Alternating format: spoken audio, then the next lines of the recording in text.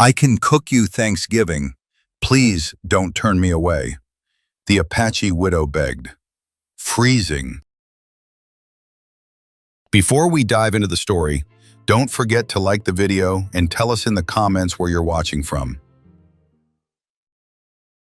The cold settled early that evening, the kind that crept into the Wyoming frontier long before winter officially arrived, and Harlan Pike felt it pressing against his coat as he rode the final stretch toward his homestead.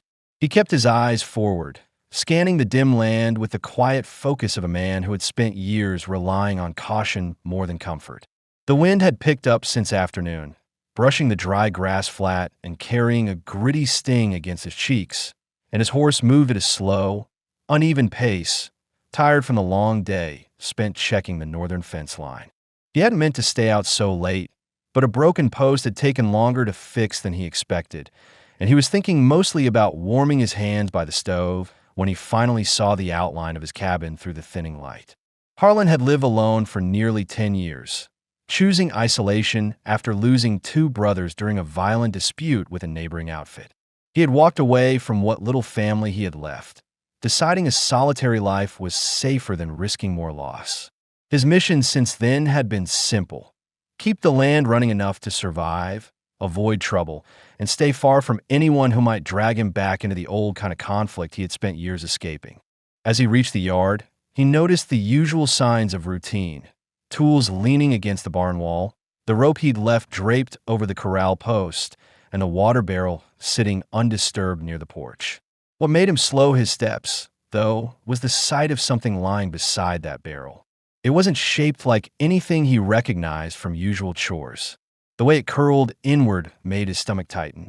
He dismounted quickly, his boots sinking into the cold dirt, and he approached with a steady, tense caution. His mind ran through possibilities: injured animal, stranger, trap. But when he crouched down and the lantern glow from the window caught the figure clearly, he felt a shock of concern hit him hard. A woman lay there, curled tightly to herself, her bronze skin showing through the frost that clung to her shoulders. She wore a thin deerskin dress with beadwork that looked worn from long travel, and her hair hung in tangled strand around her face. Her body trembled in small, sharp motions, and her breath came out in short, struggling gasps. The cold had gotten her badly. Harlan leaned closer, his heartbeat steady but heavy, and touched her arm through his glove. Her eyelids fluttered open halfway, revealing dark eyes clouded by pain and exhaustion. She tried to focus on him, failing at first, then managed to whisper something that made him pause completely. "I can cook you a Thanksgiving meal. Please don't turn me away." Her voice was barely there, thin and cracked, but the desperation behind it made him stand frozen for a short moment. He wasn't used to hearing anyone ask him for anything anymore.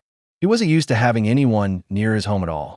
He slid his arms beneath her gently, feeling how light she was, and lifted her with careful strength, making sure not to jostle her more than necessary. Her head rested weakly against his coat, and he felt her body twitch from another chill as he carried her up the porch steps. He opened the cabin door with a shoulder and stepped inside, immediately aware of how cold she must have been because even the weak heat from his stove felt warmer by comparison. He set her down in the chair closest to the small stove and moved quickly to add more wood, wanting the heat to rise fast.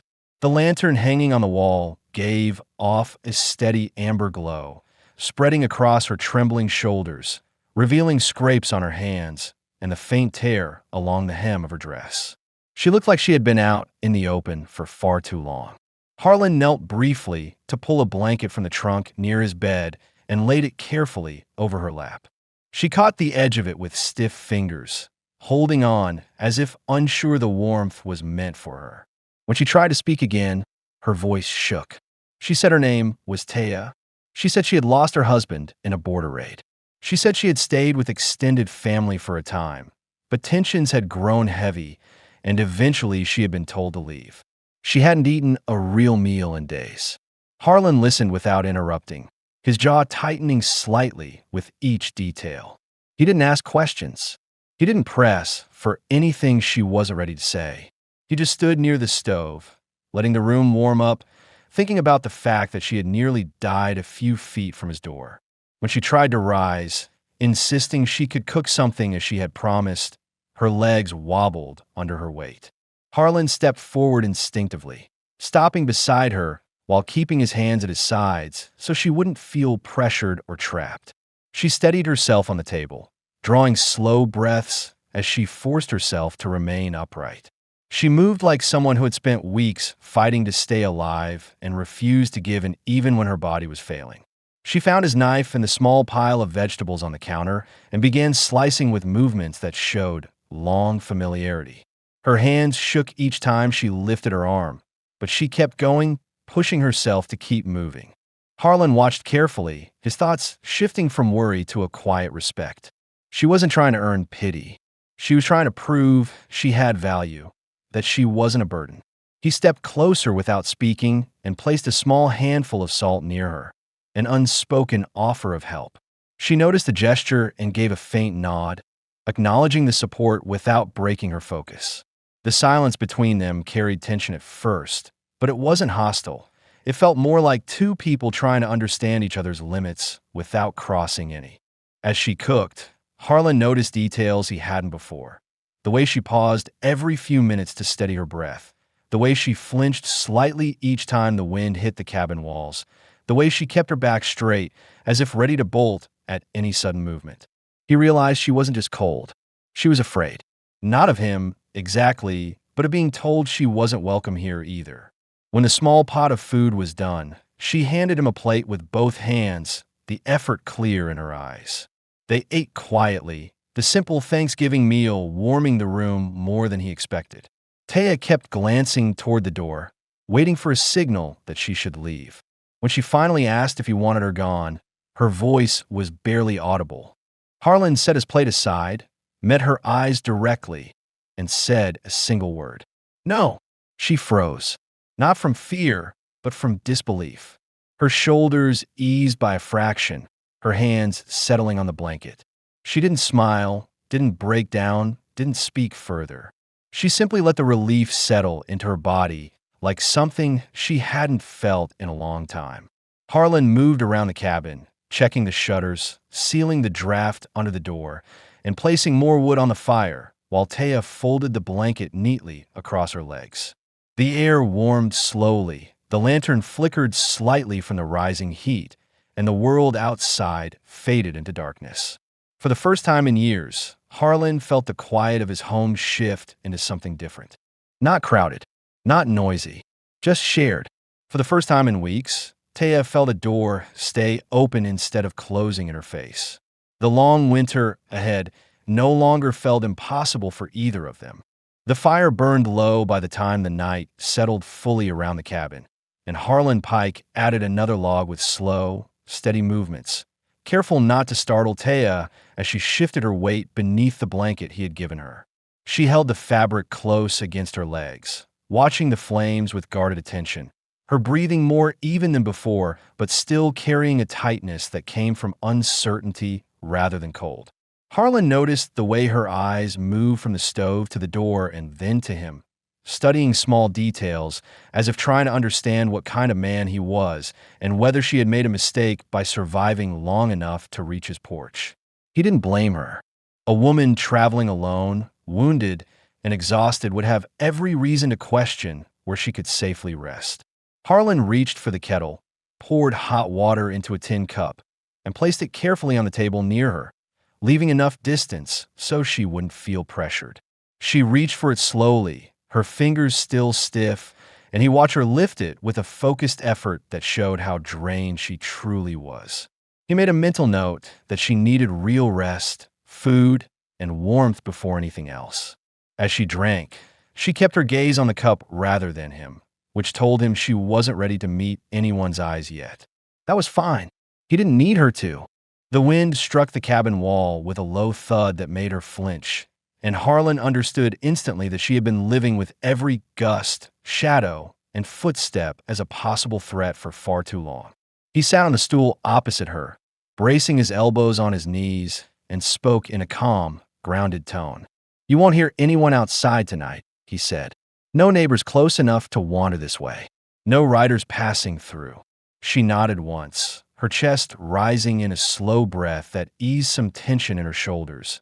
And that small shift told him she was beginning to believe she was truly inside a safe place. There were questions she hadn't answered earlier, questions she likely expected would be forced on her. But Harlan had learned long ago that pushing someone in distress made them withdraw completely. Instead, he let the silence sit until she decided to break it.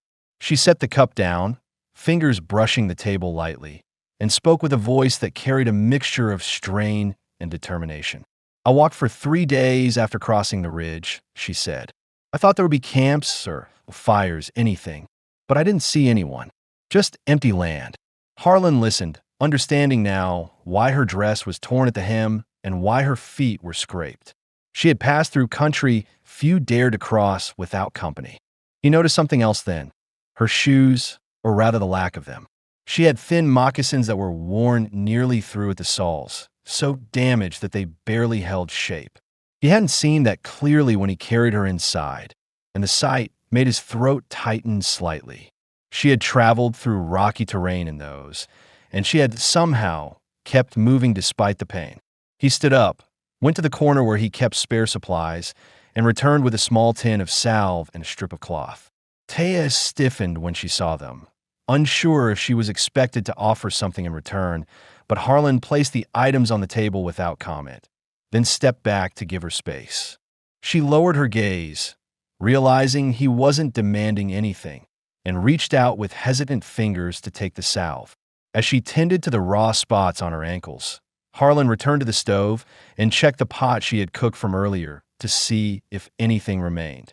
There were only a few spoonfuls left, not enough for another meal, and he found himself wishing he had picked up more supplies during his last trip to town. He hadn't expected anyone else to need them. He glanced at her again, noticing how she moved the cloth carefully around her ankle, and he made a decision he had avoided for months. "I'll ride into town in the morning," he said, his voice steady but low. "We need more food. I'll be back before the sun drops." The word "we" made her pause, and she looked up briefly, her expression tightening with something close to disbelief. She didn't question it. She simply nodded once, accepting the shift in language as something she didn't want to challenge. Taya pulled the blanket tighter against her body and sat straighter, as if she didn't want sympathy to overshadow the fact she had survived this long on her own. She hesitated, then spoke again. "I didn't mean to come to your place. I was trying to reach the ridge line. I saw smoke earlier in the day, but lost track of it." Harlan understood why listeners might wonder how she ended up at his ranch specifically, and her explanation filled the missing piece clearly. She hadn't chosen him. She had chosen the warmth she thought she saw from a distance and followed it until her legs gave out. It explained why she collapsed inches from the door instead of somewhere else.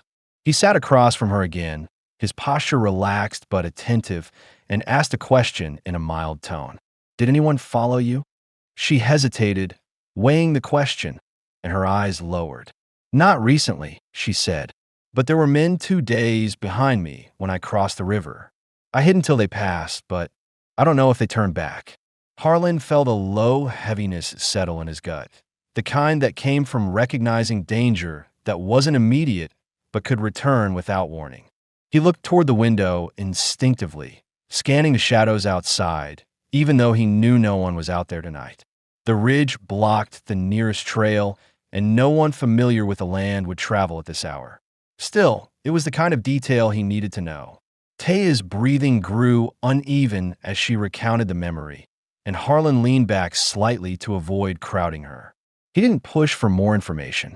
If something threatened her before, she would tell him when she felt ready. She watched him for a moment, trying to read his reaction, and the subtle calm in his expression seemed to steady her again.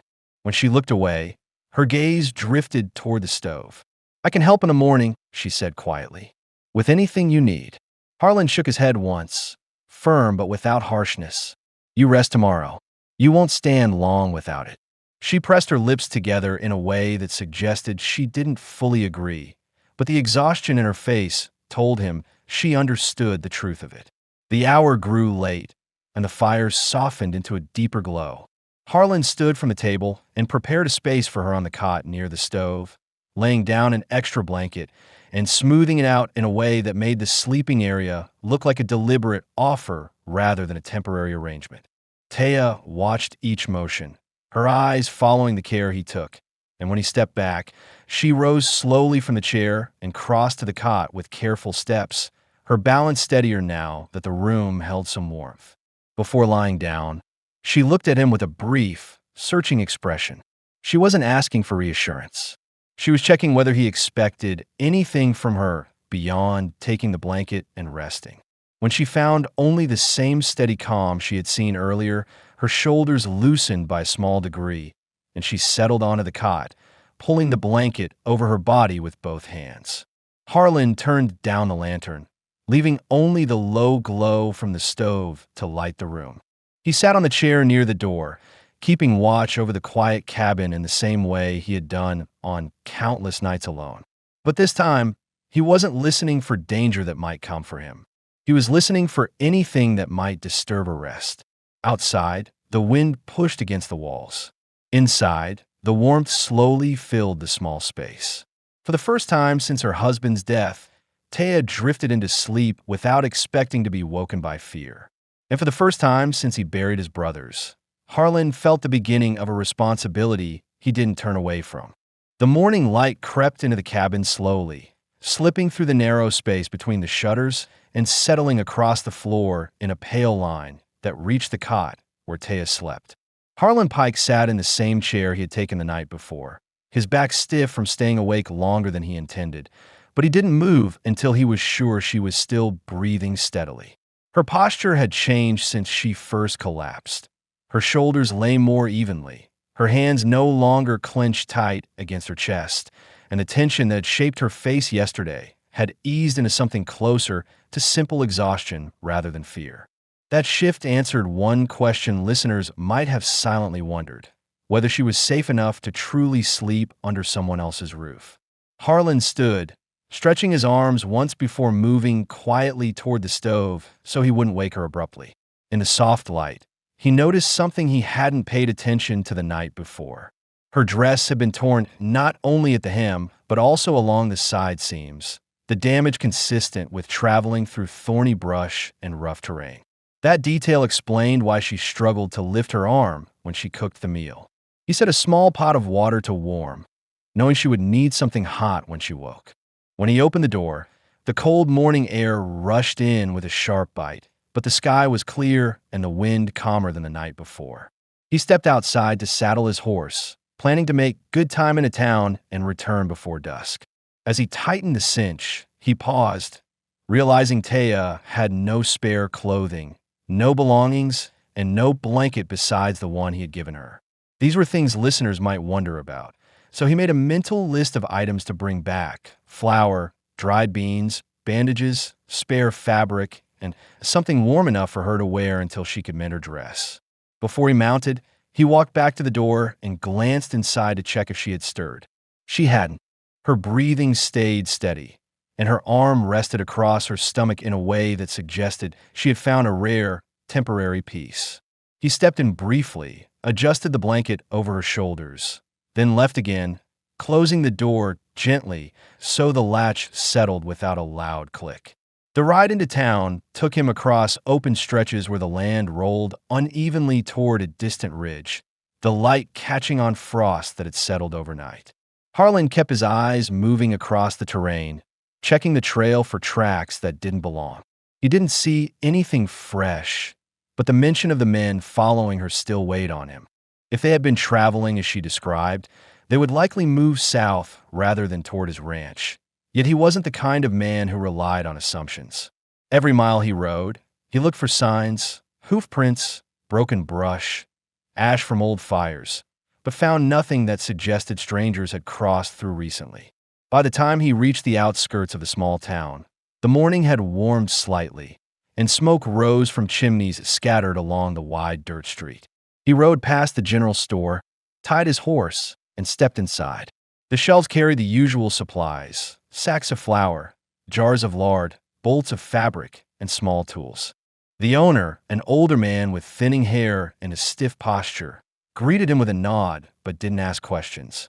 Harlan rarely spoke much here. He bought what he needed and left. Today, though, he gathered more than usual. He selected fabric that could be sewn into a warm garment, a pair of wool socks, salve for injuries, and enough food to last a week. The storekeeper raised an eyebrow at the unusual load and said lightly, "Expecting company?" Harlan kept his tone neutral. "Cold's early this year." The answer wasn't a lie, but also didn't invite curiosity. The man nodded, rang up the items, and handed him a small tin of coffee as a courtesy, saying it had been sitting too long on the shelf. Harlan accepted it, thinking Taya might appreciate something warm besides water. On the ride back, he stayed alert. Even if the trail had looked empty earlier, he wasn't willing to take risks. He kept his rifle tied across the saddle in easy reach, and his eyes scanned the ridge line more than once. It wasn't just concern for himself. He didn't want danger anywhere near the woman sleeping in his cabin. While he traveled, Taya woke inside the homestead with a sharp breath and sat upright too quickly, gripping the blanket as her surroundings returned to her in a rush. Her chest tightened until she recognized the walls, the stove, and the chair where Harlan had sat. She looked around slowly, expecting him to be inside, and when she realized she was alone, a flicker of panic pushed through her. She stood, unsteady on her feet, and moved to the window to check outside. The yard was quiet, the sky clear, the horse gone. That detail filled in another question listeners might have wondered whether she trusted him yet. Her first instinct was to gather her things, but she didn't have any belongings to collect. The only items inside the cabin were his tools, his coat, the folded blanket, the pot of water warming on the stove, and the chair he had left pulled away from the table. She walked to the stove, touched the side of the pot, and realized he must have placed it before leaving. The warmth inside the cabin and the deliberate care behind those small actions eased her breathing again. He hadn't abandoned her. He had left to return. Still, she wanted to be sure she wasn't a burden. She stepped carefully across the room, checking the shutter latches, noticing the mud near the threshold he had tracked in, and began cleaning the small spots with a cloth she found near the basin. She moved slowly, her muscles sore, but she worked because staying still made her too aware of the silence. As she tidied the table, she spotted the strip of cloth he had given her the night before and touched it with thoughtful fingers, realizing he planned ahead more than he said.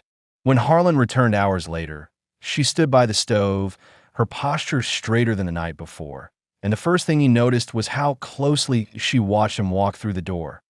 Not with suspicion now, but with a clear intention to understand whether he carried any sign of trouble. When she saw only calm in his expression, her shoulders eased. He set the supplies on the table, and Taya's eyes widened slightly at the amount. Her gaze lingered on the fabric, then moved to the food, then to him.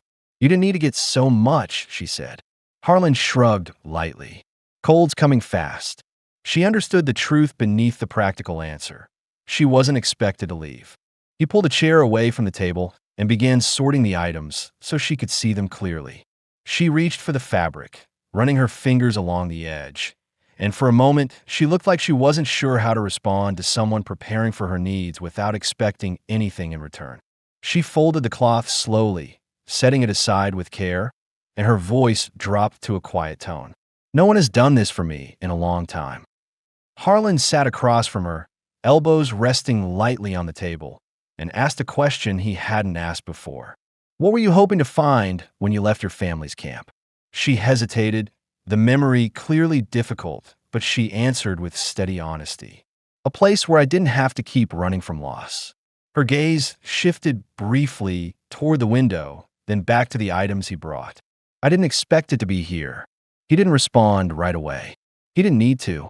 The silence between them was no longer strained. It was an understanding. Outside, the light began to fade, and the ridge cast a long shadow across the yard. Harlan stood and secured the latch on the door, then checked the window as a precaution. Taya watched him quietly, recognizing his movements for what they were. Not suspicion, but protection. For the first time since meeting her, Harlan realized he wasn't acting out of obligation. Something in him had shifted the moment he saw her trembling beside that water barrel. Now, that shift was clearer. He didn't want her outside these walls while the world grew colder. And for the first time since her husband died, Taya allowed herself to think she might have reached a place where she didn't have to walk away when the weather changed. The light outside dimmed into a muted gray as the afternoon drifted toward evening, and Harlan Pike finished checking the shutters one last time before stepping back toward the table where Taya sorted the fabric he brought from town. Her movements were slower than earlier, but she handled every item with careful attention, spreading each piece in a neat line as if she needed to understand what belonged to her now and what she was allowed to use without being questioned. Harlan noticed her hesitation whenever she paused over something useful: flour, socks, the tin of salve, and he realized she was waiting for permission even though he had placed them in front of her. He pulled out the chair opposite her and sat down, letting the quiet fill the room in an easy way. The stove crackled softly, throwing a steady warmth that erased the sharp cold of the night before. Taya lifted the wool socks again, running her fingers across the fabric with a slow, thoughtful touch, and Harlan understood she was checking for damage, quality, anything that might hint at a hidden price. He leaned slightly forward, speaking in a tone that left no room for uncertainty. "They're for you. Everything I brought back is for you to use." She didn't look up immediately, but her breath steadied, and she folded the socks with a care that suggested she hadn't been given anything without expectation in a long time.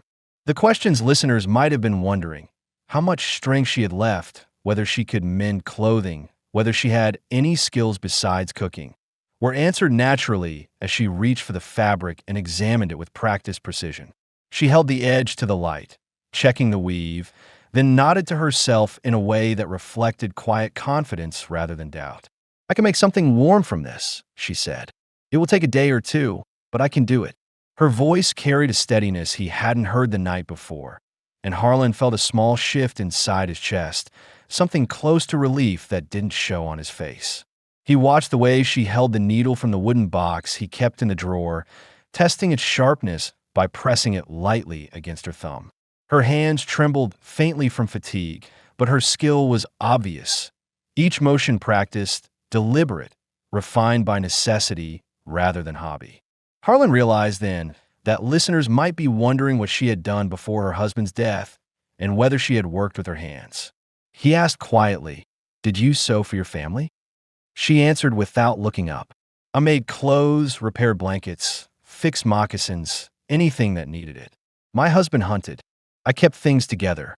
The mention of her husband's role filled another unspoken question: how their lives had been divided before everything fell apart.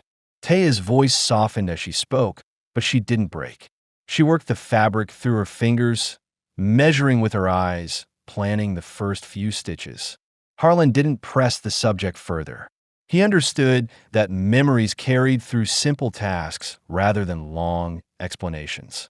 The wind outside picked up slightly, brushing against the cabin wall with a sound more patient than the night before. Harlan rose from his chair and added another log to the stove, noticing how Taya's eyes followed him with cautious attention. She wasn't suspicious anymore. She was trying to understand the rhythm of the place. How often he checked the shutters, how long the stove burned, how he moved around the room with routines shaped by years of solitude. She spoke again, her tone quieter now. "I thought I would die on that ridge." She didn't say it dramatically. She said it as a fact. The ground was too cold. I couldn't feel my hands. Harlan stopped with his back to the stove, absorbing her words before turning around. "You got close," he said plainly. She looked at the floor briefly, acknowledging the truth without shame. She set the fabric down and shifted her position, adjusting the blanket over her legs. Her eyes traced the cabin slowly, taking in details she hadn't paid attention to before: extra nails on the shelf, the worn edge of the rug, the patched stool near the door. These small things mattered to someone trying to learn whether they were safe. She seemed to register each one with a slow, thoughtful sweep of her gaze. Then she asked a question she had been holding back. "Why do you live way out here alone?" It wasn't confrontational. It wasn't fearful. It was honest curiosity. something listeners likely wondered themselves. Harlan sat again, leaning back slightly in the chair. He didn't look away from her, but he didn't answer immediately. When he finally spoke, his tone carried a weight shaped by years of grief. I lost two brothers in a fight that never should have happened. After that, I didn't want to be around anyone who could pull me back into trouble. She studied him closely, seeing the sincerity behind the words. So you stay away from people, she said, not as judgment, but as understanding. He nodded once. It makes life quieter. Taya glanced at the stove, then at the items he brought from town, and her voice dropped again. But I'm here. Harlan met her gaze without hesitation. You needed help. Her fingers tightened slightly around the edge of the blanket, a small reaction that revealed more than any long explanation could have. She wasn't used to someone offering help without conditions. She wasn't used to being accepted simply because she existed in a dangerous situation. A sudden knock of wind at the window made her flinch, not as sharply as the night before, but enough that Harlan noticed. He stood and checked the latch again, pressing the wood firmly into place. When he stepped back, Taya's breathing had already returned to a calmer pace. She looked toward the door for a moment, her brows tightening as if sorting through a lingering concern. Then she asked something that had been unspoken since she arrived. Will those men come this way? Her voice steadied at the end, showing she wanted a practical answer, not comfort. Harlan walked to the window and scanned the darkening yard. Not if they knew the direction you took. And if they don't know this place exists, they won't find it. She exhaled slowly, the uncertainty in her posture shifting into something closer to guarded relief. That question about the men she feared was one listeners had likely carried since her first appearance, and her asking it filled the gap naturally. He returned to the table, unpacking the last of his supplies, a small tin of tobacco, a coil of rope, and a sack of oats he hadn't mentioned yet. Taya watched his hands, studying how he handled each item. Then she said something that settled heavily between them. If they do come, I won't hide. Her tone held a steadiness that did not match her physical exhaustion, and Harlan understood immediately what she meant. She had run enough. She had been chased enough. She wouldn't go back to that life. You won't have to. His voice didn't rise, didn't waver, didn't change pace. It was simply a statement of intention. The fire burned stronger now, casting the walls in a warm, steady glow. Taya returned to the fabric, threading the needle without shaking this time, and began the first few stitches with calm, precise movements. Harlan watched her work for a long moment, then reached for the pot on the stove to prepare another cup of hot water, this time adding a pinch of the coffee the storekeeper had given him. When he set the cup beside her, she looked up, unsure if it was meant for her. He nodded once. She took it carefully, her hands warmer now, and brought it close enough to feel the steam. Outside, night settled over the land in a slow, broad sweep. Inside, the cabin didn't feel like two strangers sharing a space anymore. It felt like two people learning how to breathe in the same room without fear creeping in at the edges. For the first time since she arrived, Taya sewed with a steady rhythm that matched the quiet strength returning to her body. And for the first time in years, Harlan realized he wasn't guarding his home from someone. He was protecting someone inside it. By the next morning, the cabin held a quiet warmth that rose from the stove in soft waves, and Taya woke before Harlan for the first time since she arrived. The blanket he had given her lay neatly across her legs, and she pushed herself upright with care, noticing how the stiffness in her muscles had eased after a night of uninterrupted rest. The first thing she did was check the stove, making sure the embers still held enough heat to rekindle a flame, and she added a small piece of wood, tending it with practiced motions. These actions answered a question listeners might wonder, whether she intended to contribute to the home or simply rely on him. Her behavior showed she had never once planned to live passively. Harlan stepped out of his sleeping space a few moments later, rubbing a tired hand across his jaw as he glanced toward her. She stood near the stove, posture straight, the beginnings of a new garment folded beside her. She had made significant progress in a single evening, the stitched fabric already forming a shape warm enough for cold days. He registered the sight with a quiet sense of respect. then spoke in a voice still rough from waking. "You're up early." Her eyes lifted briefly. "You let me rest. I should help." The way she said it, simple, unforced, told him she was adjusting to the cabin's rhythm without being asked. He stepped closer to the table, noticing the small bowl of cleaned vegetables she had prepared, and realized she had been awake longer than he thought. She hadn't stayed idle while he slept. She had used the time to learn the kitchen, clean the counter, sort the supplies he brought, and begin sewing something warm for herself. The orderliness of the space reflected her presence, not his. She noticed him looking and shifted slightly, almost defensive. "I didn't move anything you might need," she said. "I kept things where they were." He shook his head lightly. "The way you said it makes more sense." Her shoulders eased at that small acknowledgement, a reaction she couldn't hide even if she tried. After they ate a simple breakfast, Taya inspected the stitching on the garment and resumed working on it, though she paused each time she lifted her arm too high. The strain hadn't disappeared completely.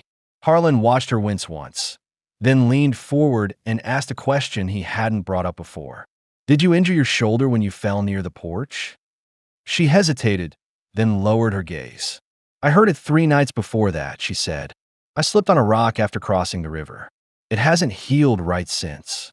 Harlan nodded slowly, processing this missing detail, a question listeners might have wondered about as soon as she struggled to stir the pot on that first night.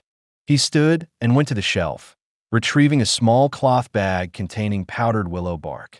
"It'll take the ache down," he said, handing it to her with a steady hand. "Mix it with hot water. Not too much." She accepted it carefully, grateful not only for the remedy, but for the way he explained it without speaking down to her. Some men treated wounded women as weak. Harlan treated her as someone capable who needed tools, not pity. The room settled into a quiet routine as she prepared the mixture, her movements precise despite the soreness in her arm. Harlan fixed a hinge on the cabinet door, something he had meant to do weeks ago, but now felt necessary with someone else using the kitchen. The atmosphere between them held no strain, just the shared presence of 2 people adjusting to the reality of being in the same space. Then a sudden question cut the quiet. "What happens if your neighbors find out I'm here?" Taya asked without looking up, her voice steady. "Do they come often?" The question lingered with real fear behind it, a fear listeners might share. Harlan set the hinge in place, stood straight, and answered plainly. "I don't have neighbors close enough to wander in, and the ones farther out keep to themselves. They don't come unless they need something." She nodded, but didn't settle completely. "And if someone does come?" He paused, choosing his words with care. "Then they see you here because it's where you belong right now." The phrasing wasn't dramatic or symbolic. It was straightforward. She belonged here because she was here, and he wasn't going to hide her, move her, or tell her to vanish if someone rode into the yard. That understanding softened something deep inside her, something worn thin by months of being shuffled from one place to another. As the day progressed, Taya continued sewing while Harlan repaired the latch on the chicken coop outside. When he returned to the cabin, he found her standing near the door, peering through the crack in the shutters. Her expression held a tension he recognized instantly. "You hear something?" he asked quietly. She nodded once. A sound near the ridge. Far but not wind. Harlan stepped to the window and scanned the distant land. He didn't see movement, but he trusted the instincts of someone who had spent weeks listening for danger. He set his jaw, not wanting to alarm her, and spoke evenly. Could be a cow strayed from a neighboring ranch. They wanted that way sometimes. She held the blanket closer to her body, unsure. He didn't dismiss her concern. He simply didn't want to assume the worst before knowing more. Still, he knew listeners might question the threat of the man who had been behind her. To address that subtle gap, he stepped outside, walked a few yards into the open, and crouched near the frost-tipped brush to check for disturbances. He found faint tracks, 2 sets, lightly pressed into the dirt from earlier in the morning. Nothing fresh, nothing urgent, but tracks meant someone had passed within a day. He returned to the cabin, brushing dirt from his glove, and Taya watched his face closely. He didn't lie. Tracks farther out. Not close. They're old enough they weren't made today. She exhaled slowly, tension easing but not disappearing fully. He added, "If anyone comes near this place, I'll know it before they get close." The confidence in his tone wasn't arrogance. It was earned through years of surviving alone on this land. Taya moved closer to the stove, the steady heat making her posture ease again as she continued sewing with renewed focus. She didn't ask more questions about the tracks. She didn't need to. Harlan's presence told her she wasn't unprotected here. A short while later, she finished stitching the last seam and held up the garment with both hands. It wasn't fancy. It wasn't decorative. It was thick, practical, and warm, exactly what she needed to survive the coming cold. When she lifted it toward him, unsure if he wanted to inspect it, Harlan shook his head slightly. "If it fits you, that's what matters." She gave a faint nod and stepped behind the corner to put it on. When she reappeared, the garment fit her well, covering her shoulders and falling past her hips. The added warmth changed her posture. She stood with more ease, more steadiness, more presence. Harlan took in the sight with a quiet sense of satisfaction. Not admiration for the fabric, but relief that she had something to protect her from a cold. For the first time since arriving, she looked like someone prepared to face the harsh Wyoming air rather than someone barely surviving it. She walked to the table and gathered the remaining scraps, folding them neatly. "Thank you," she said softly. Harlan nodded once, not needing her gratitude, but accepting it with calm sincerity. Outside, the wind shifted again, carrying a distant echo from the ridge. Neither of them pretended it meant nothing, but neither stepped back in fear. Taya had warmth on her body, food in her stomach, and a man who didn't treat her as a burden. Harlan had someone inside his home who didn't disrupt the quiet, someone who made the place feel less like a room waiting for winter and more like a space meant to be lived in. And for the first time since she collapsed near his porch, both understood the same truth. Whatever danger lingered out there, neither of them faced it alone anymore. The next morning arrived with a pale, flat light that spread across the land without warmth, and Harlan Pike stepped outside before the sun had fully risen, wanting to check the perimeter again, now that Taya had voiced concern about movement near the ridge. He carried his rifle with deliberate care, scanning the ground for new tracks, and found only the faint imprints left by his own boots from the day before. The quiet held steady, no sign of riders, no broken brush, no freshly disturbed earth, and that steadiness eased the hard edge in his chest. Still, the silence after concern rarely meant safety forever. It simply meant nothing had reached the doorstep yet. Inside the cabin, Taya had already begun her morning, sorting the dried beans and flour they would need for the next meal. Her posture showed a slight stiffness from spending days recovering, but her movements were firmer than her first night here. When Harlan stepped through the doorway, she straightened instinctively, as if checking his expression for trouble. He set the rifle against the wall and shook his head once. "Nothing out there." Her breathing steadied at the words, though she didn't relax fully until he added, "Not a sign of anyone passing through." She nodded, acknowledging his report, and returned to the counter. But there was another question she had been carrying since yesterday: where exactly town was, how far danger might travel, and what kind of people lived nearby. Listeners might wonder the same. Harlan approached the table, rolling out a small, folded map he kept tucked in a drawer. He placed it between them, tapping a calloused finger on a marked spot. "Town's here," he said. "About an hour's ride if the trail stays clear." Then he pointed toward the ridge. "You crossed around here. Not many people travel that direction. Too steep." Taya leaned forward, studying the terrain with focused eyes, absorbing distances, landmarks, and paths she had traveled without ever seeing them drawn. "If those men were behind me," she murmured, "they would have come from this trail." She traced a small looping route with her fingertip. Harlan watched closely, noting her instinct for tracking. She wasn't guessing. She had learned these details through survival, not choice. She paused a moment, glancing toward the window. "I didn't know how close I was to anything," she admitted quietly. "I just kept walking because stopping felt worse." The admission contained more fear than the words themselves, and Harlan understood the weight behind them. She had traveled blind, with nothing but worn moccasins and determination holding her upright. Harlan folded the map neatly and placed it aside, then reached for the sack of oats he had brought home.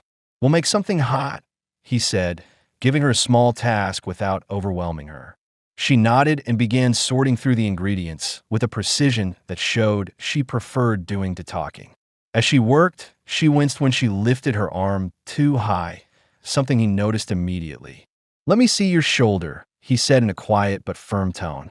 She stiffened, unsure, then reluctantly pulled the new garment aside, just enough to expose the area. The bruise had deepened along the muscle, spreading in uneven patches across her upper arm. It was not infected, but it was worse than she had admitted the day before. Harlan examined it without touching it first, respecting her boundaries. "You need rest more than chores," he said. "That's not going to heal if you keep pushing it." She lowered her gaze, frustration tightening her jaw. "I can still work," she insisted. But Harlan shook his head once, clear and steady. "And you'll do more damage if you keep ignoring it." She looked away, not in defiance, but in recognition that he was right.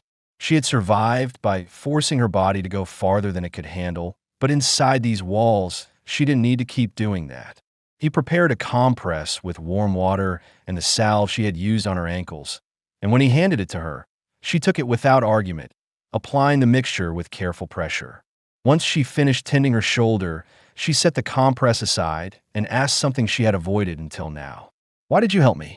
You didn't know who I was. You didn't know what trouble followed me." Her tone held a sincerity she hadn't used before. Listeners likely wondered the same. Harlan leaned back against the counter, thinking before he answered. "You were dying on my porch," he said simply. "I wasn't going to leave you there." She waited for more, but he didn't add to it. He wasn't hiding anything. He just didn't dress up the truth. Her eyes softened slightly, absorbing the honesty. She opened her mouth as if to speak, but the sound of hooves in the distance cut her off abruptly. Both turned toward the window, tension spiking through the room. Harlan moved first, grabbing the rifle from the wall and stepping to the side of the window frame. "Stay low," he said quietly. Taya didn't argue. She crouched behind the table, keeping her injured shoulder pressed against her rib to prevent a noise that might give her away. Harlan peered carefully through the narrow opening between the shutters. A single rider approached slowly from the east, moving a lazy pace that didn't suggest danger. The man looked familiar. Broad shoulders, light beard, worn coat. "It's Evan Holbrook," Harlan said finally, lowering the rifle slightly, but not relaxing completely.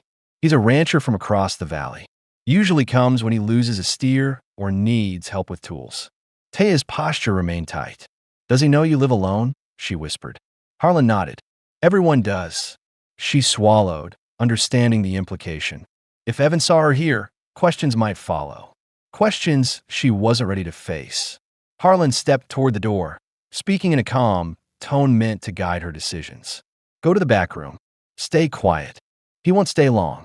She hesitated only a second before moving toward the small space near the bed, pulling the edge of the blanket around her shoulders. She didn't hide because she was ashamed. She hid because she understood how vulnerable she remained in unfamiliar territory. Harlan opened the door just as Evan reached the porch. "Morning," Evan called out, adjusting his hat against the cold. "Thought you might have seen one of my steers wander this way." Harlan kept his expression neutral. "Haven't seen anything." Evan craned his neck slightly, glancing past Harlan into the cabin. "Looks like you're stocked up early for winter." Harlan stepped closer to the threshold, blocking the view. "Got what I needed from town yesterday." Evan nodded, but curiosity lingered in his eyes a moment longer. "You ever think about heading back to work with the cattle outfit? They still talk about how you handled that winter storm years back." Harlan shook his head once. "Not interested." Evan accepted the answer with a shrug, then touched the brim of his hat and rode off without pressing further. When hoofbeats faded, Harlan closed the door and exhaled slowly. Taya stepped out from the back room, her eyes scanning his face for signs of unseen trouble. He shook his head quietly. "He won't be back for a while." She let out a breath she had held through the entire exchange and sat down in the nearest chair, her hands trembling slightly from the tension. "Do many people come here?" she asked, trying to gauge how often she might need to hide. "Not often," he said. and not without reason. She nodded but didn't fully unwind. The fear of being discovered still lingered, not because she had done something wrong, but because she knew how fast strangers judged what they didn't understand. Harlan set the rifle back on the wall and knelt beside the table to gather the remaining pieces of dried wood. He didn't want her living in fear, but he also understood her caution. Next time, he said quietly, "You don't need to hide unless you want to." She looked at him with a searching expression. "Would it cause trouble if someone saw me here?" Harlan met her gaze directly. "If they ask questions, I'll answer them. You're here because you needed help. That's all they need to know."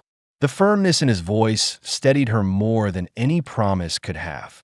She lowered her eyes for a moment, letting the understanding settle between them, then lifted them again with a new clarity. She wasn't just surviving here now. She was being defended in a way she hadn't expected. As the stove warmed the room again and the tension eased, Taya returned to her seat by the table. She rested her injured shoulder carefully, but didn't withdraw into silence. Instead, she asked a question that carried more meaning than the words revealed.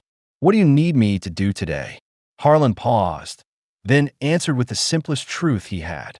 "Stay warm, rest that arm, and don't run from anything." For the first time, she didn't argue. And for the first time, he realized he wasn't preparing the home just for winter.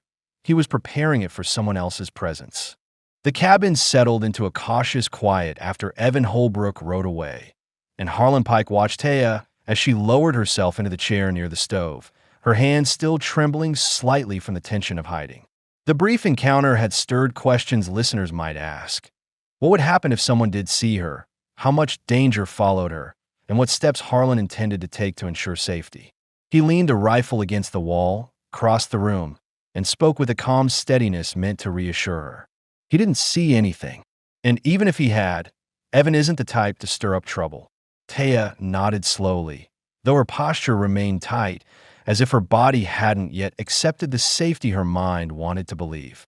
She braced her injured shoulder with her hand, pressing lightly to ease the ache. Harlan noticed the pain she tried to hide, and that small detail answered a question about how the injury affected her daily routine. He walked to the shelf, retrieved the salve again, and set it gently on the table. "Use more tonight," he said. "It'll help you sleep."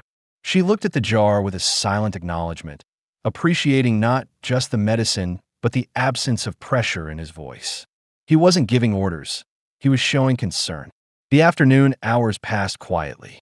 Taya resumed sewing the last details of her garment, pausing often to adjust her shoulder, while Harlan chopped wood outside the cabin, wanting to build a supply large enough to last several days. He worked with long, steady strokes, stacking each split log in a tidy row against the cabin wall.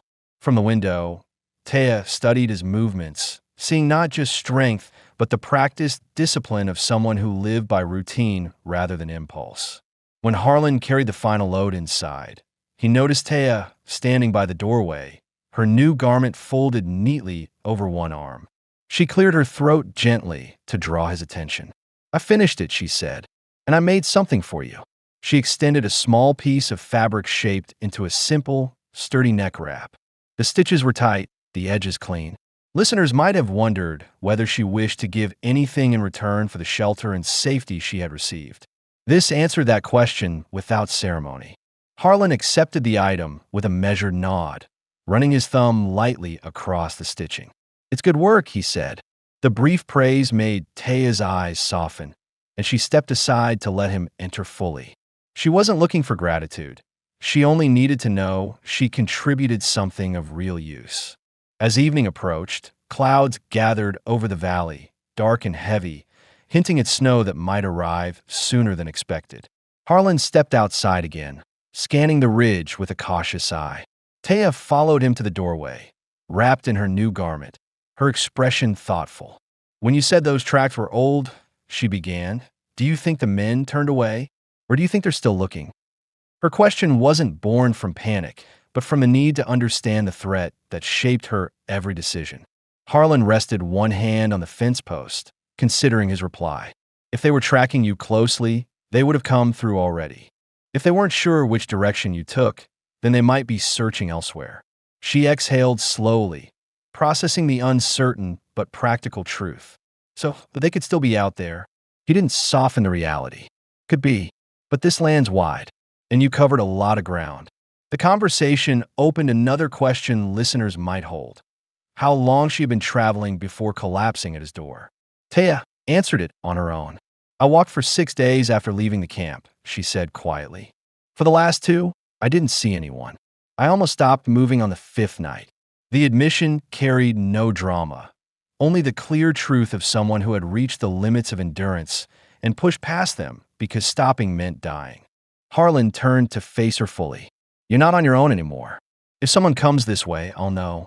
She held his gaze, recognizing that he wasn't making promises he couldn't keep. He was stating a fact shaped by the land he understood better than anyone. They returned inside as the wind shifted again, blowing colder air through the cracks near the door. Taya fetched a strip of cloth and stuffed it along the bottom edge, noticing how Harlan watched her problem-solve small details without being asked. She moved around the cabin with more confidence now, familiar with the space, knowing where things were kept, adjusting the stove's airflow to steady the flame. These small motions filled gaps listeners might wonder about, whether she intended to integrate into the household or remain on the edge of it. Her actions made the answer clear. She was trying to belong in a place that hadn't rejected her. As night settled, Harlan prepared a pot of stew with the supplies they bought from town, and Taya watched the process with quiet interest, stepping in to help when needed. When he accidentally reached for a pot with his bare hand, she reacted instinctively, catching his wrist lightly to warn him. He paused, surprised by the contact, and she let go quickly, embarrassed. But the moment carried its own significance. It showed that she cared whether he burned himself, not simply because she needed him, but because she valued the life he lived. They ate in a calm silence, interrupted only by the sound of wind brushing against the cabin walls. When Taya finished her meal, she folded her hands in her lap, looking toward the fire with a distant expression. Harlan studied her quietly, recognizing the way her eyes shifted not with fear now, but with thought. You're thinking about going back for something, he said, reading the tension in her posture. She hesitated, then nodded once. I left something behind when I ran, something I didn't want to lose. This answered another question listeners might have wondered, whether she had family or keepsakes still out there. She continued slowly. My husband carved a small pendant. I wore it every day. I dropped it when I fell near the river. I didn't have the strength to look for it. Harlan absorbed the detail with steady understanding. He didn't offer immediate comfort. Instead, he asked a practical question. Can you describe it? Taya nodded. Small, shaped like a leaf, tied with a thin leather cord. She swallowed. It was the only thing I carried once I left. Harlan considered the distance, the terrain, the fading daylight. We'll look for it when your arm heals. Her eyes widened slightly, not in disbelief, but in relief so deep she struggled to mask it. No one had offered to help retrieve anything precious to her since the night she lost her husband. She nodded, blinking against the weight of the moment, and looked down at her folded hands. The fire crackled softly, casting a deeper glow across the cabin walls. Taya leaned back slightly, her posture no longer tight with fear or uncertainty. Harlan watched her settle, appreciating the subtle shift in her demeanor. She was no longer bracing herself for rejection. She was planning the next day. Outside, snow began to fall in small, steady flakes, silent, fine, and early. The change in weather signaled the beginning of winter, a season neither of them expected to face together. But inside the cabin, the warmth felt different now. Not just because of the fire, not because of safety alone, because for the first time since she reached his porch, Taya wasn't surviving alone. And for the first time since he buried his brothers, Harlan wasn't living for himself anymore. Snow settled across the valley through the night, forming a thin, unbroken sheet that brightened the morning light as it crept into the cabin. Harlan Pike stood by the window before dawn, studying the ridge through the narrow opening between the shutters. The snowfall hid tracks and softened the land, answering a question listeners might have wondered, whether the men following Taya could still be close. Fresh snow meant anything moving near the ranch today would leave clear signs, making the land easier to read and safer to monitor. He let out a slow breath and stepped away from the window, satisfied that the morning brought no danger. Behind him, Taya pushed herself upright from the cot, wrapped in the warm garment she had finished sewing. Her hair hung loose over her shoulders, strands catching faint light from the stove. She watched Harlan's posture carefully, seeing how he held himself with a readiness that never fully faded. She pulled the blanket closer and asked in a low, steady voice, "Is anything out there?" Harlan shook his head. "Just snow." She nodded, letting the answer settle. Her shoulder ached less today, though she still moved with caution. She walked to the stove and stirred the embers gently, preparing the morning fire. Harlan noticed her movements had grown steadier, more confident inside the cabin. The small choices, tending the fire, handling supplies, adjusting the shutters, showed she saw this place not as temporary shelter, but as a space she now understood and belonged in. That subtle detail addressed another question listeners may have asked: whether she viewed this home as a stop along her running. Every action she took now suggested otherwise. As the fire warmed, she set oats in the pot and glanced toward him with an expression that carried new resolve. "You said we could look for the pendant when my arm got better," she said. "The snow may make it harder, but I don't want to lose the chance." There was no desperation in her tone, just a quiet urgency shaped by memory. Harlan took a seat at the table, considering the terrain and distance. "Where exactly did you lose it?" he asked. She sat across from him, tracing a small arc on the map with her fingertip. "Near the riverbank, on the east side of the canyon. I slipped on a rock, and the cord snapped." Her eyes held the weight of that night, the final piece of her old life falling away in a moment of pain and fear. Harlan studied the point she indicated. The place was isolated, surrounded by uneven ground and tall brush. It wasn't impossible to reach, but it wasn't simple either. "We'll go," he said, but not unprepared. The certainty in his voice steadied her, but another question rose in her eyes: whether she would slow him down with her injury. He answered before she said anything. "You walk steady now. You tell me if the pain comes back." She exhaled with quiet relief, grateful he didn't dismiss her wish or treat it as a burden. She finished preparing the oats and handed him a bowl, then served herself. They ate beside the stove, the warmth wrapping around them as snow continued falling outside. The silent meal held a calm that hadn't existed days ago. Taya wasn't watching him for signs of rejection anymore. She was watching to understand his pace. After breakfast, Harlan gathered supplies for the search: rope, a canteen, a small shovel in case the pendant was buried under snow, and a knife. He also packed wool gloves for her, placing them on the table without comment.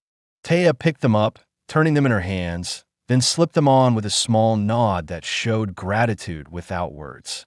She adjusted the garment she had sewn, pulling it close around her shoulders, then stood with a resolve that showed she felt strong enough to face the cold. Before stepping outside, Taya hesitated near the door. Harlan noticed the pause. "What is it?" he asked. She looked at him with guarded sincerity. "If we don't find it today, I don't want you to feel responsible." He met her eyes directly. "I said we'd look. That's enough." The simple reassurance eased something deep inside her, something still shaped by months of being dismissed by others. They stepped outside together, the snow crunching softly beneath their boots. The air was sharp but calm, no wind to bite at their skin. Taya kept her steps measured, mindful of her shoulder, but she walked without hesitation. Their footprints formed a straight path across the yard toward the distant ridge. As they traveled, Taya spoke quietly, answering unspoken questions listeners might wonder. What her life had been like before she fled, how she survived alone, whether she had any family left. "My husband and I lived near the canyon with his extended family," she said. "After he died, things changed. His brothers argued over the land. Some said I brought bad luck. I didn't want to fight them." Her voice remained steady, though the memories clearly weighed on her. "When they told me to leave, I did.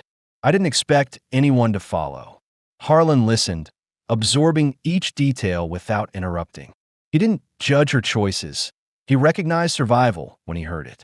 They reached the riverbank more quickly than she expected. Snow covered the rocks where she had slipped days before, and Taya stopped at the edge, staring at the place where the cord had snapped. "It fell between these stones," she said, pointing to the narrow gap. Harlan nodded and knelt carefully, brushing snow aside with his glove. The search answered another question listeners might ask: how much she valued that pendant and why retrieving it mattered so deeply. "He carved it for me on our first winter together," she said quietly. "It was the only thing I carried when I left." Harlan worked the shovel gently between the stones, breaking packed frost and brushing it aside. Taya crouched nearby, helping sift through the sifted snow with slow, deliberate movements. For several minutes, they worked in silence, moving stones carefully, checking each crevice. Snow drifted lightly around them, settling in soft patches across the riverbank. Then Harlan paused, narrowing his eyes at a small glint caught between two rocks. He reached in with steady fingers and lifted a tiny object from the frozen gap. A carved wooden leaf, worn at the edges, the cord broken cleanly. Taya drew in a sharp breath, her eyes widening with an emotion she tried to contain but couldn't fully hide. He placed it in her open palm without a word. She held it tightly against her chest, her breath shaking once. Not from cold, but from the sudden rush of memory. "I thought it was gone," she whispered. Harlan stood slowly, brushing snow from his gloves.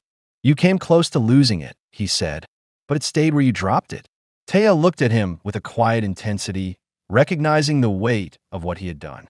She tied the broken cord carefully and slipped the pendant beneath her garment, pressing it against her skin as if anchoring part of herself back into place.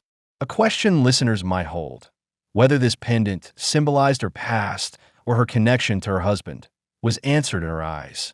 It was not an object of grief. It was a reminder of how far she had come. On the walk back, her steps grew lighter, the tension in her shoulders less rigid. Snow continued falling, but she didn't retreat into silence or fear. She walked beside Harlan with a steadiness that came from knowing she had something back that she thought was lost forever. When they reached the cabin, she stepped inside first, turning back to look at him with a calm, sincere expression. "Thank you for coming," she said. He nodded once, setting the shovel aside. "You'd have done the same." She didn't respond, but the truth settled between them just as firmly as the warmth inside the cabin. For the first time since her husband's death, she felt whole enough to think beyond survival. And for the first time since losing his brothers, Harlan felt the beginning of something he hadn't expected to find in a winter like this. Snow thickened across the Wyoming Valley by the time Harlan Pike and Taya returned to the cabin, soft flakes drifting in quiet patterns that muted every sound. The air carried a sharp chill, but neither of them rushed inside. Taya paused on the porch for a moment, her hand resting lightly against the doorframe as she adjusted the pendant beneath her garment. Her breathing came steady and calm, different from the fragile rhythm she'd had the night she arrived. The strength in her eyes reflected someone who had reclaimed something more than a keepsake. She had reclaimed a part of herself. Harlan watched her quietly, giving her space to settle into the moment before stepping inside. The warmth of the cabin wrapped around them the instant the door closed, and Harlan shook snow from his coat while Taya moved toward the stove to stir the embers. She didn't ask what came next, and he didn't offer instructions.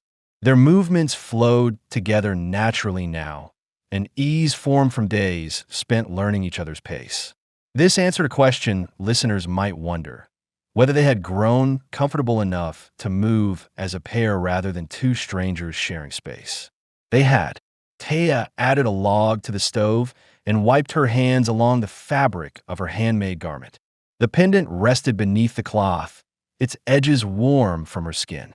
She glanced toward Harlan, who was placing the supplies back on the shelf. "I didn't think I would ever see it again," she said, her voice low but steady. He nodded once.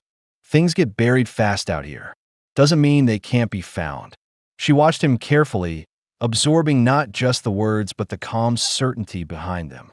She hesitated before speaking again, addressing another question the listeners might hold.